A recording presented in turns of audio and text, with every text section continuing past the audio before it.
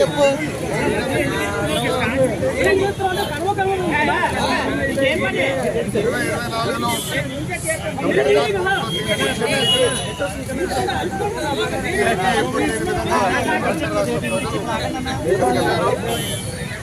ప్రభుత్వం ఏర్పడి ఇంకా కోర్టులోనే తీర్పు రావాల్సిన వైకాపా పార్టీ అధికారంలోకి వచ్చిన మొదటి 6 నెలల్లోనే ఆ పైన విశాఖపట్నం ఎడిషన్లో దుష్ప్రచారం ఒక ఆర్టికల్ జరిగింది. దాంట్లో భాగంగా ప్రత్యేకంగా నేను విశాఖపట్నం ఎయిర్పోర్ట్లో టీ కాఫీ తీసుకున్నానని దానికి అయిన ఖర్చు 25 లక్షల రూపాయలని ఇప్పుడు ప్రభుత్వం చెల్లించడానికి ఇబ్బంది పడుతుందని ఆనాడు పత్రిక ఆర్టికల్ అందరు తెలిసిన విషయమే. సాక్షి పత్రికలో ఇన్వెస్ట్మెంట్ మొత్తం వైఎస్ కుటుంబం, ప్రత్యేకంగా ఆనాటి ముఖ్యమంత్రి వైఎస్ జగన్మోహన్ రెడ్డి గారు, ఆయన సతీమణి వైఎస్ భారతిరెడ్డి గారు పెట్టుబడి ఉంది. అదే సందర్భంలో ఢిల్లీలో ఉన్న వీక్ అనే వ్యాక్సిన్ కూడా ఆ పత్రాలు ఇమీడియట్గా నేను సాక్షికి అటు వీక్ కూడా లీగల్ నోటీస్ జరిగింది. ఆధారాలతో సహా పెట్టాను. ఏ రోజైతే బిల్స్ జనరేట్ అయినాను ఆ 26 రోజుల్లో నేను ఒకే ఒక రోజు నేను విశాఖపట్నంలో ఉన్నాను అని స్పష్టంగా చెప్పండి. అది తెలుసుకున్న తర్వాత వీక్ మ్యాగజైన్ డిజైనర్ పబ్లిష్ చేసి తప్పుడు రిపోర్టింగ్ చేశాము, ఆధారాలు మాకు ఇచ్చారు, తప్పు జరిగింది అని ఒప్పుకున్నాను. కానీ సాక్షి ఒప్పుకోలేదు. అందుకే నేను ఆనాడు 75 కోట్ల రూపాయలకి ఇన్ఫర్మేషన్ షూట్ చేశాను. దాంట్లో భాగంగా 75 లక్షల రూపాయలు నేను కోర్టు కూడా ఈ రూపంలో అందించడం జరిగింది. ప్రజలందరూ తెలుసు, తెలుగుదేశం పార్టీకి అధికారం కొత్త కాదు. చంద్రబాబు నాయుడు గారు పదే మావాడు చెప్తారు, ప్రజాధనాన్ని మిస్యూజ్ చేయొద్దు, సింపుల్గా ఉండండి, ప్రజల దగ్గర ఉండండి, ప్రజలకు అందుబాటులో ఉండండి అని పదే చెప్తారు. ఇక్కడున్న మీడియా మిత్రులు కూడా తెలుసు. అంటే 2015 నుంచి 19 నేను మంత్రిగా ఉన్నప్పుడు కూడా నా సొంత వాహనాలే వాడుకున్నాను. వాటర్ ఖర్చు, టీ ఖర్చు నేనే డబ్బులు చెల్లించాను. ఇప్పుడు మంత్రి అయిన తర్వాత కూడా ఈరోజు కూడా నా సొంత వాహనంలోనే నేను వచ్చాను. నాకు అయ్యే డీజిల్ కూడా నేను నా చోటు నుంచే ఒక కాఫీ నేను తాగను, ఒక బాటిల్ నీళ్ళు నేను ప్రభుత్వం నుంచి ఈనాడు తీసుకోలేదు. అది ఒక పక్కన చంద్రబాబు నాయుడు గారు, ఇంకో పక్కన నా తల్లి భువనేశ్వరి అమ్మ నాకు పదే చెప్పారు. ఇప్పుడు కూడా నేను కట్టుబడి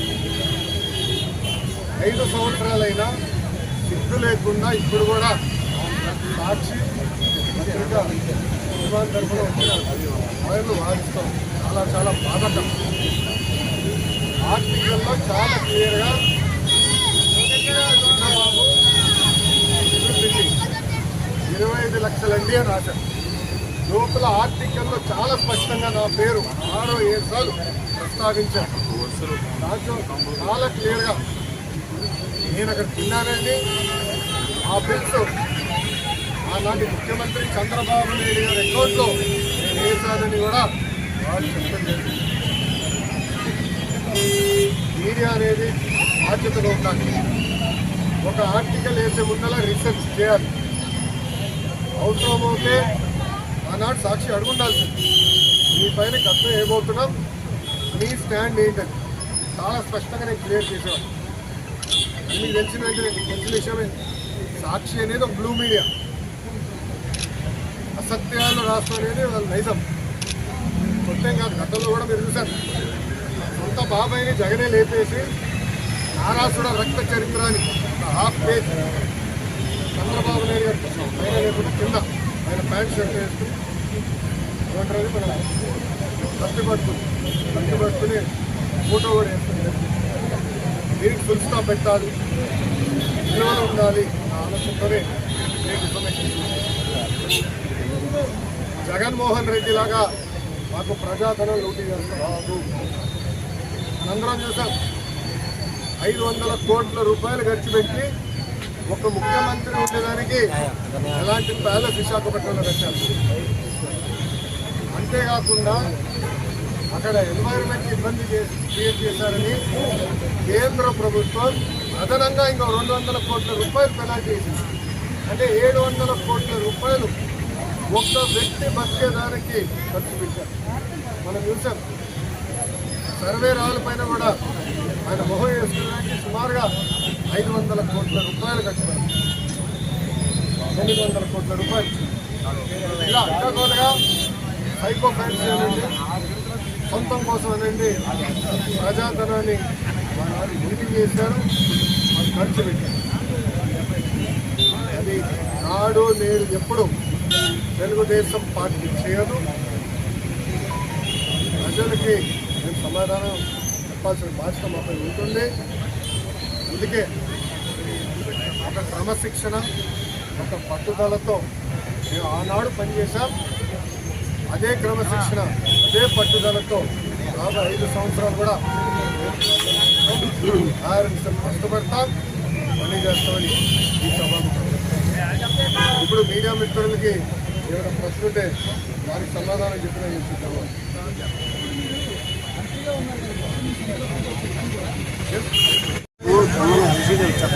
నిన్న రాత్రి నేను ఎక్కడ పోతున్నాను, తెలుగుదేశం పార్టీ ఆఫీస్లో కొత్త బస్సులో నేను ఇదే కొడుకున్నాను. గవర్నమెంట్ గెస్ట్ హౌస్ కూడా వెళ్ళా, హోటల్ మర్చిపో, 5 స్టార్ హోటల్ మర్చిపోతాను. నేను 5 స్టార్ హోటల్లో ఉండలేదు, మొత్తం పార్టీ ఆఫీస్లో అది నా వాళ్ళు చెప్పిన డేట్లో కూడా మీరు రాలేదు, ఒకసారి మాత్రం వచ్చారు. ఇచ్చిన డేట్ల ప్రకారం మీరు వాళ్ళని అడగాలి. వచ్చుంటే సాక్షి మిత్రుడు రాలా ఈరోజు.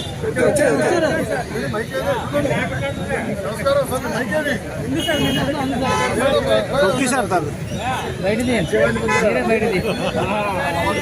బ్లూ మీడియా కూడా బ్లూ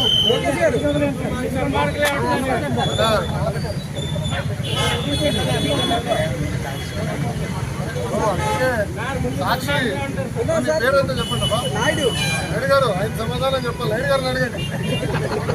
ఆ 26 రోజుల నుంచి ఆయన ప్రింట్ చేశారు కదా, ఆ 26 రోజుల్లో ఒకే ఒక రోజు నేను విశాఖపట్నంలో ఉన్నా. సార్ చెప్పండి సార్, నాయుడు గారు అడగండి. No problem.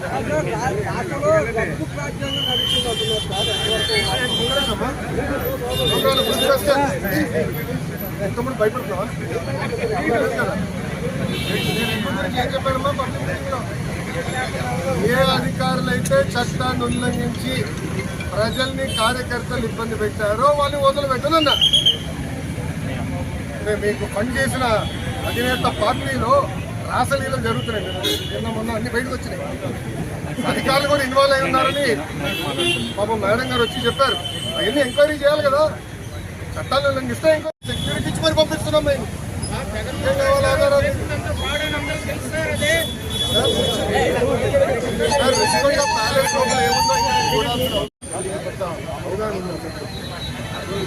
ఉద్యోగాలుగా ప్రజాధనం చర్చించారు. దానికి దీనికోసం వాడాలి అని అనేది మనం చర్చించాల్సిన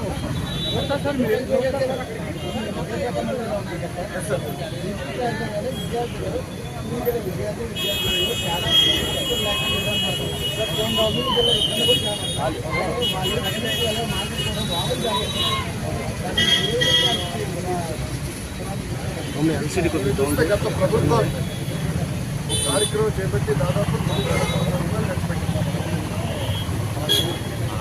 5 సంవత్సరాల్లో 10 లక్షల మంది విద్యార్థులు ప్రభుత్వ పాఠశాలలు తగ్గిపోయాయి. 45 లక్షల నుంచి ఇప్పుడు 35 లక్షలు పడిపోయింది. గత ప్రభుత్వం చేతగానితనం వల్ల జరిగింది. నేను కౌన్సిల్లో కూడా చాలా స్పష్టంగా చెప్పాను, నాణ్యమైన విద్య ఇలాంటి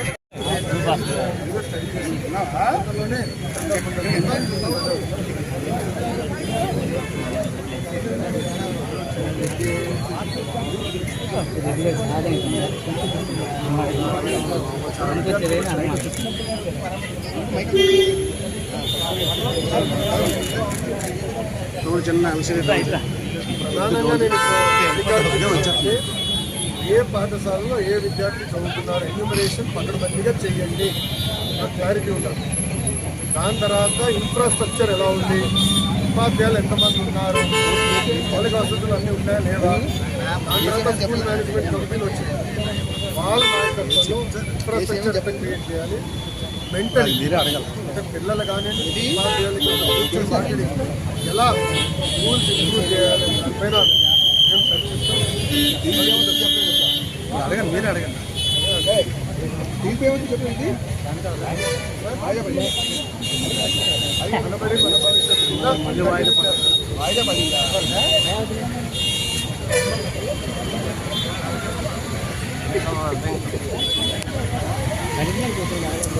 నేను మంత్రి అయిన వెంటనే అధికారులు వచ్చి గత ప్రభుత్వం ఢిల్లీ ప్రభుత్వ పాఠశాలలో యూపీఎస్సీ సిలబస్సే కాదు యూపీఎస్సీ ఎగ్జామ్స్కి వెళ్ళాలని నిర్ణయం తీసుకుంటే నేను కూడా సిబిఎస్ఈలో చదివి బోర్డ్ ఎగ్జామ్స్ ప్రిపేర్ అయ్యాను.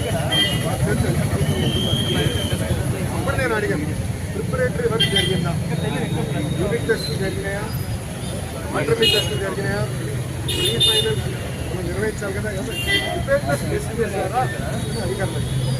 లేదంటే గత ప్రభుత్వ ఏకపక్ష నిర్ణయం తీసుకున్నాను. అప్పుడు నేను అసెస్మెంట్ పిల్లలు డైరెక్ట్గా ఎస్ఎస్సి ఎగ్జామినేషన్ ఫిజికల్ ఇన్స్టిట్యూషన్లో వితౌట్ ఎనీ ప్రిపరేషన్ పిల్లలు చాలా ఇబ్బంది పడతారు. మరుపాటున ఎవరైనా ఫెయిల్ అవుతే జీవితాంతం ఆ బాధ ఆవేదన గతంలో కొంతమంది విద్యార్థులు ఒక్క సబ్జెక్ట్ ఫెయిల్ అయినట్టు ఆత్మహత్య కూడా చేసుకునే బాధ్యత అన్నట్టు నేనే చెప్పాను. నేను ముగ్గురిలో ఓడిపోయా, ఏమవుదు అక్కడిని విద్యార్థుల భవిష్యత్తుని చాలా జాగ్రత్తగా వాళ్ళ రెండు ఎగ్జాంపుల్ నేను మిగతా ఎగ్జామ్స్ అలాంటి రాలేదు. దాని తర్వాత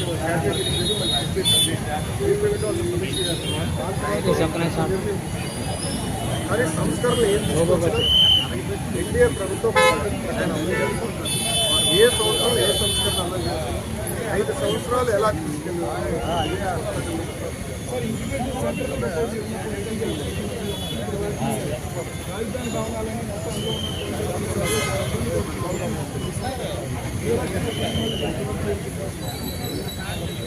చంద్రబాబు నాయుడు గారు అంటే ఒక బ్రాండ్. చంద్రబాబు నాయుడు గారు ఎప్పుడైతే ప్రమాణ స్వీకారం చేశారో ఆ రోజు నుంచి పెద్ద ఎత్తున పారిశ్రామికవేత్తలు వచ్చి ఆయన కలుసుకోవడం జరిగింది. దాంట్లో భాగంగా ఐటీ ఎలక్ట్రానిక్స్ సంబంధించిన అందరూ కూడా నేను కలుసుకోవడం జరిగింది. వాళ్ళు ఈరోజు చాలా ఆనందంగా ఉన్నారు. అన్నయ్య సైకో పాలన పోయింది, ప్రజాపాలన వచ్చింది, మంచి రోజులు వచ్చినాయి, ఇప్పుడు మేము పెట్టుబడి పెట్టడానికి సిద్ధంగా ముందు.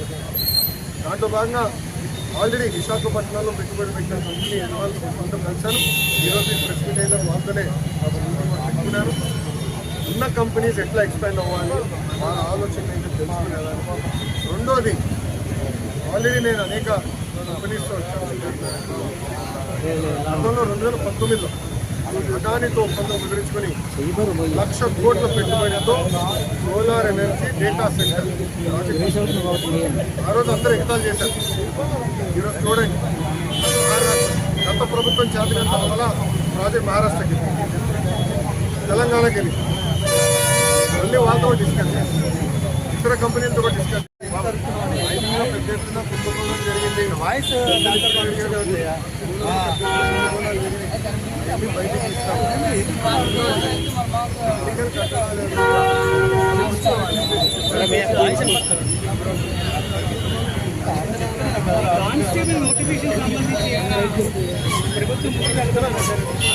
మా గతంలో నేను చాలా స్పష్టంగా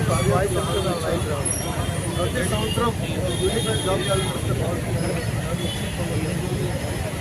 ప్రభుత్వం ఆ సంవత్సరంలో ప్రకారం 5 సంవత్సరాల్లో ఎప్పుడు లేని విధంగా మెగా టీఎస్సీ కూడా చంద్రబాబు నాయుడు ప్రభుత్వం కూడా అక్కడ ఎవరైతే అవుతున్నారో ఎగ్జామ్ అప్లైడ్ అవుతున్నారో వాళ్ళ కోరిక మేరకు నెట్ మళ్ళీ బ్రేక్ వాట్సాప్లో పెట్టారు అట్లా అన్నీ స్ట్రీమ్ లైన్ చేస్తాం. ఏపీఎస్సీ కూడా లేరు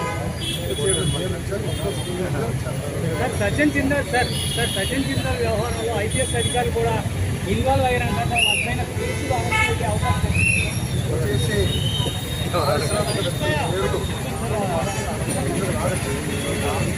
ఏదైనా ఆధారం నుండి చెప్తున్నా నేను ఫోన్ పైన లేదు. ఆమె చాలా స్పష్టంగా పేరు విశాఖలో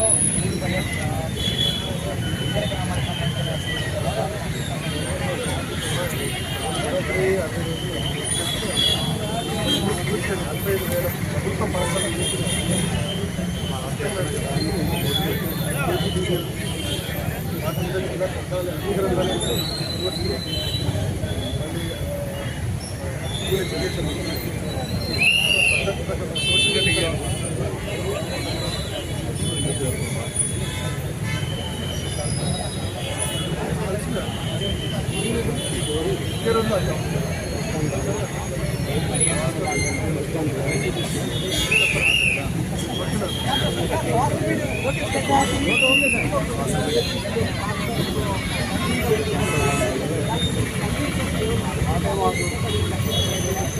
ఇచ్చిన హామీని నిలబెట్టుకుంటాం. మీరు చూస్తే ఇప్పుడు నేను ట్విట్టర్లో స్పందించిన దానివల్ల ఒక పద్ధతి తీసుకొచ్చాను కదా. ఎలా వాళ్ళకి ఐఐటీలో ఎన్ఐటీలో అవకాశం ఇచ్చి వల్ల వాళ్ళ అవకాశం కోరుకుంటూ నాకు వాట్సాప్ మెసేజ్ 45,000 మంది అలా ఏ విధంగా నేను ట్విట్టర్లో కానీ ఫేస్బుక్లో పద్ధతి ప్రకారం ఇచ్చిన హామీని నిలబెట్టుకుంటూ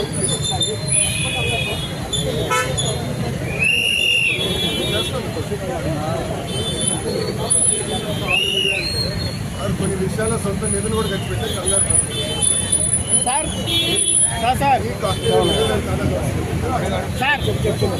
లోకేష్ గారు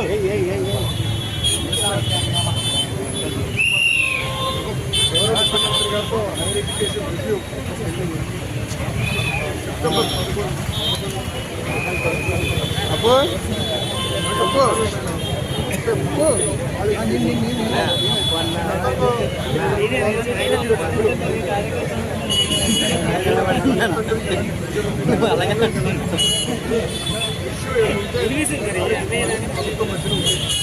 అలాంటిది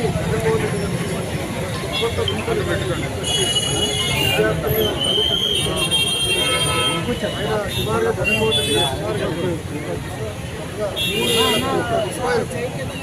కాలేజ్ ఇంకో పక్కన చిక్కి మూడిగుడ్డు రెడ్డి మీల్ పట్టాలు